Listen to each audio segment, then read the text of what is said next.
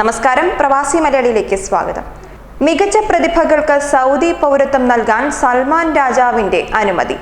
ലോകരാജ്യങ്ങളിൽ നിന്ന് ശാസ്ത്രം, സാംസ്കാരികം, വൈദ്യശാസ്ത്രം തുടങ്ങിയ മേഖലകളിലെ മികച്ച പ്രതിഭകളെ രാജ്യത്തേക്ക് ആകർഷിക്കാൻ ലക്ഷ്യമിട്ടാണ് പദ്ധതിക്ക് രാജാവ് അനുമതി നൽകിയത്. ലോകത്ത് എവിടെ നിന്നും സൗദി പൗരത്വം അനുവദിക്കുന്നതിന് യോഗ്യരായവരുടെ നാമനിർദ്ദേശം ചെയ്യാനാണ് സൽമാൻ രാജാവ് ഉത്തരവിട്ടിരിക്കുന്നത്. വികസനം ശക്തമാക്കുകയും വ്യത്യസ്ത മേഖലകളിൽ രാജ്യത്തിന് ഗുണകരമായി മാറുകയും ചെയ്യുന്നതിന് ശാസ്ത്ര, സാംസ്കാരിക, കായിക, സാങ്കേതിക, വിനോദ, വൈദ്യശാസ്ത്ര മേഖലകളിലെ പ്രതിഭകൾക്ക് പൗരത്വം നൽകാനാണ് തീരുമാനം. വിഷൻ 2030 പദ്ധതിക്ക് അനുസൃതമായി ശാസ്ത്രജ്ഞരും ചിന്തകരും പ്രതിഭകളും അടക്കമുള്ളവരെ രാജ്യത്തേക്ക് ആകർഷിക്കാൻ ലക്ഷ്യമിട്ടാണ് പുതിയ ചുവടുവയ്പ്. വ്യത്യസ്ത മേഖലകളിൽ രാജ്യത്തിന് ഗുണകരമായി മാറുകയും വികസനം ശക്തമാക്കുന്നതിന് സഹായകമാവുകയും ചെയ്യുന്ന നിലയ്ക്ക് ലോകത്തെങ്ങുമുള്ള പ്രതിഭകളെ സൗദിയിലേക്ക് ആകർഷിക്കുകയാണ് പദ്ധതിയുടെ ലക്ഷ്യം. ഒപ്പം മാനവശേഷിയിൽ നിക്ഷേപം നടത്തിയും രാജ്യത്തെ സാഹചര്യങ്ങൾ കൂടുതൽ ആകർഷകമാക്കി മാറ്റുന്നതിനും വിഷൻ 2030 പദ്ധതി ലക്ഷ്യമിടുന്നുണ്ട്.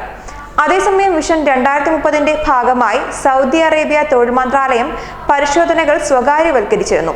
സൗദി വിഷൻ 2030, സൗദി ദേശീയ പരിവർത്തന പദ്ധതി 2020 എന്നിവ ലക്ഷ്യമിട്ടാണ് പുതിയ നിയമം. തൊഴിൽ രംഗത്തെ പരിശോധനകളും നിരീക്ഷണങ്ങളും കൂടുതൽ മെച്ചപ്പെടുത്തുക എന്ന ലക്ഷ്യത്തോടെ സൗദി തൊഴിൽ സാമൂഹ്യ വികസന മന്ത്രാലയം അതിന്റെ പരിശോധനയും നിരീക്ഷണങ്ങളും കരാറടിസ്ഥാനത്തിൽ സ്വകാര്യ കമ്പനികൾക്ക് നൽകുന്നുണ്ട്.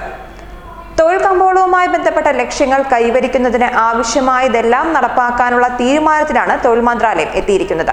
ഇതിന്റെ അടിസ്ഥാനത്തിലാണ് തൊഴിൽ സാമൂഹ്യ വികസന മന്ത്രാലയം സ്വകാര്യ മേഖലയുമായി കരാറുണ്ടാക്കാൻ തീരുമാനിച്ചിട്ടുള്ളത്.